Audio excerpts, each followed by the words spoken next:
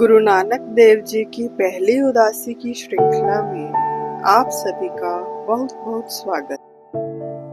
गुरु नानक देव जी जब भाई लालो के घर ठहरे हुए थे तो भाई मर्दाना जी अपने परिवार से मिलकर वापस आ गए। उनके साथ ही भाई बालाजी भी आ गए। भाई मर्दाना जी ने तलवंडी में देखा कि कुछ लोग यात्रा करने पाकपटन बाबा फरीद जी के मकबरे पर जा रहे हैं, तो उन्होंने गुरु जी के आगे वहां जाने की इच्छा व्यक्त की, जिसे गुरु जी मान गए और वे तीनों भाई लालू से विदा लेकर चल दी। उन दिनों एमनाबाद से पाकपटन जाने के लिए पहले लाहौर से मुल्तान जाना पड़ता था। इसके बीच में ही तलम्बा नामक शहर पड़ता था, जहां वह चलते चलते पहुंच गए। वहां सज्जन नाम का एक आदमी रहता था। पहल शेख सज्जन एक अच्छा आदमी था। उसने लोगों की जरूरतों को समझा। लाहौर और मुल्तान के बीच बहुत ही उजाड़ जगह थी, जहां पर आने जाने वाले लोगों को बहुत परेशानी उठानी पड़ती थी। आजकल यह जगह पाकिस्तान में है।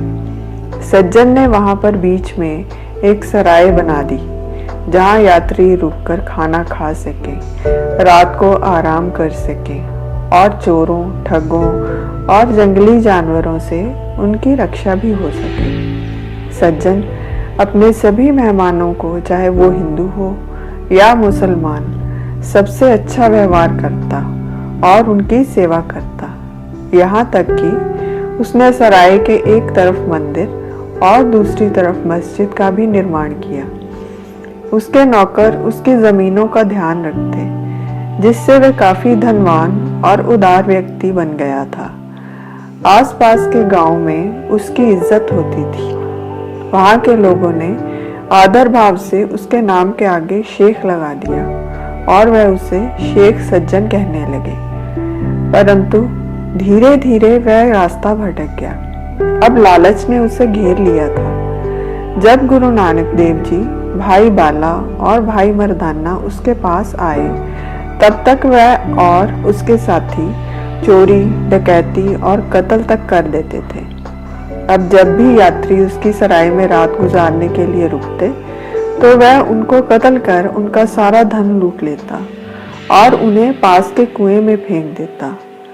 सराय जंगल में होने के कारण उसकी ऐसी हरकतों के बारे में कोई भी नहीं जानता था और लोग अब भी उसे उतनी ही इज्जत देते थे।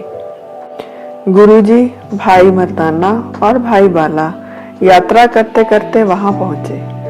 सज्जन ठग ने तीनों की बहुत सेवा की और साथ ही अपने आदमियों से कहा कि इनके पास बहुत धन है, परंतु इन्होंने छिपा रखा है, क्योंकि इनके मुख पर जो लाली है वह ऐसे ही नहीं है।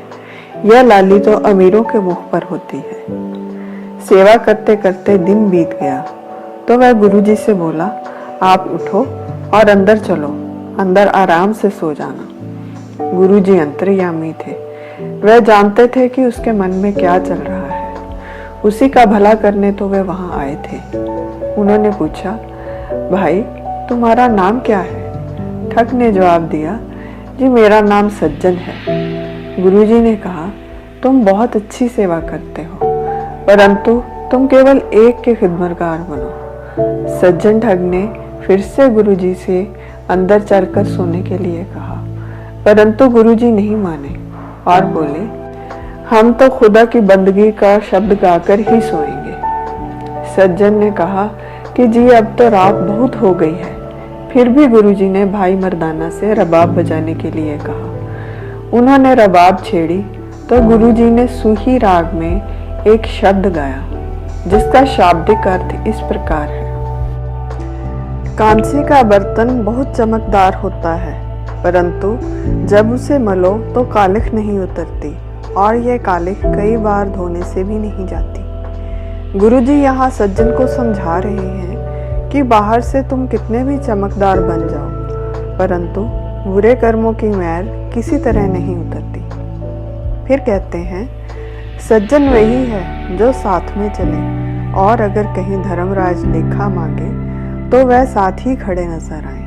अर्थात केवल सज्जन नाम रखने से कुछ नहीं होता। सज्जन वही जो इस दुनिया में भी काम आए और मृत्यु के बाद दूसरी दुनिया में भी। आगे कहते हैं कि खाली घरों को बाहर से जितना मर्जी सजा लो, परंतु जब वह गिर जाएंगे तो खाली होने के कारण किसी काम नहीं आएंगे। अर्थात इस शरीर को जितना मर्जी बाहर से सजा लो, परंतु मृत्यु के बाद आत्मिक यात्रा में यह किसी काम का नहीं। फिर उन्होंने फरमाया, सफेद बगुला तीर्थ स्थानों पर ही रहता है, परंतु वह जीवों को खाता है, इसलिए उसे सफेद नहीं कहा जा सकता।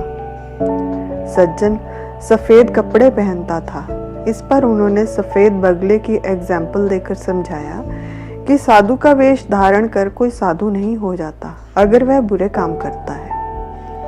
आगे गुरुजी कहते हैं, सिंबल पेड़ की तरह यह शरीर है जिसे देखकर जीव भूल जाते हैं कि जैसे सिंबल के पेड़ के फल किसी काम नहीं आते, वैसे ही गुण मेरे शरीर में भी हैं। गुरुजी सज्जन को समझाना चाह रहे हैं कि बाहर से नेक, दयालु, सेवा भाव वाला बनता है, परंतु असल में वह किसी के काम नहीं आता। फिर गुरुजी फरमाते हैं कि जैसे किसी अंधे ने भार उठाया है और रास्ता बहुत लंबा है, जिसे रास्ता ही नजर नहीं आता वह इतना लंबा रास्ता कैसे पार करेगा। यहाँ पैसे, दुनियावी चीज़ों और बुरे कर्मों को गुरुजी ने भार बताया है, परंतु इस धरती पर आने वाले हर मनुष्य का उद्देश्य प्रभु प्राप्ति है। परंतु जिसे अपने जीवन के उद्देश्य के बारे में ही नहीं पता, वह इतना भार उठाकर प्रभु तक कैसे पहुंचेगा।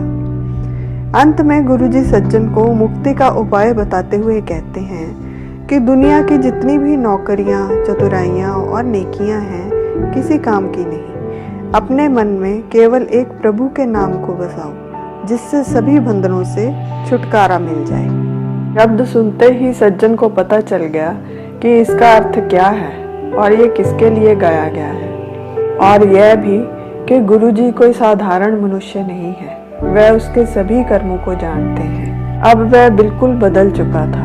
वह गुरुजी के चरणों में गिर पड़ा और कहा, आप मेरे गुनाहों को माफ करो और मुझ पर कृपा करो। तो गुरुजी ने कहा, शेख सज्जन, खुदा के घर गुनाहों की माफी दो तरह से होगी। पहली, जो तुमने खून किए हैं वो सच सच बता दो। इस पर सज्जन ठग ने कबूल किया कि उसने बहुत खून किए हैं और एक एक करके सभी गुरुजी को गिना दिए। गुरुजी ने कहा, दूसरा, तुमने जो भी उनकी वस्तुएं इकट्ठी की हैं सब ले आओ। शेख सज्जन हुक्म मानकर सभी चीजें ले आया। अब गुरुजी ने फरमाया कि यह सभी वस्तुएं तुम खुदा के नाम पर दान कर दो। अब सज्जन ने वैसा ही किया और सभी वस्तुएं दान में दे दी। फिर गुरुजी उसे खुदा की बंदगी का उपदेश देकर आगे चल दिए। सज्जन के पास उसके हृदय परिवर्तन के लिए आने का उद्देश्य अब पूरा हो चुका था।